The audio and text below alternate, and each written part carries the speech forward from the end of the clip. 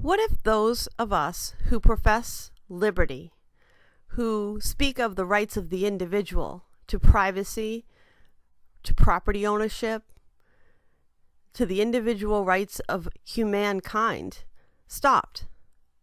What if the Tea Party, who believes in stopping taxation without representation and erroneous fees, joined with the anarchists who believe in the individual right to live their lives as they see fit without the intrusion of government, the Libertarian Party, who believe in individual liberty and the right of privacy and the right of private ownership and the right to mind their own business, the objectivist who believes that they create their own happiness through the fruits of their own labor and that they work for that happiness not for another, but for themselves, stopped being biased against each other. Don't we all stand up for the same things under a different flag? Don't we all believe that capitalism is good and communism is bad? That socialism creates public ownership? That socialism robs us of our prosperity and our ambition? Ayn Rand shared some of those beliefs when she created objectivism. We all believe in the free market society and are against crony capitalism. We all believe that we have the right to the fruit of our own labor and to not have it stolen from us. So did our founding fathers when they created the First Amendment, establishing those rights to protect us against the government taking it from us, which is what they try to do now. The amendment that is most important is the Fourth Amendment, that tells us that we have the right to privacy. Einstein believed in the intuitive mind being the most sacred gift that humankind had.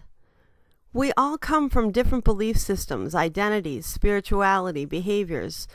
Some come from different faiths, different walks of life. But we share the same ideas unless you choose to not do anything, and then you're as guilty as those who oppress others. Some choose to vote and be active in politics and try and stop bad laws and create good ones and get rid of the things that have been on the books forever. Some choose to not vote and think that by not voting that's a better choice and practice acts of civil disobedience. Some do a little of both. But what we do wrong is have these disputes between us as to which way is correct, losing those good relationships that could unite us down the same path, and that path being the one for liberty. It doesn't matter what belief system you come from. It matters whether or not you believe in freedom and individual rights. It matters that you believe that no one should have the right to oversee you. That our happiness comes from our freedom, and our freedom comes from our courage to use our life and our property in the way that we choose, and not that is dictated to us. But we have to be united. We have to be acceptive of one another. There is a separation between church and state for a reason, and that reason isn't to prohibit some, it is to accept all. I am responsible for my own happiness. I know that the more abridged my freedom becomes, the more that is taken from me, the more subservient I become. And we live in the man versus state society. We're told we shouldn't care about our privacy because, hey, what do you have to hide?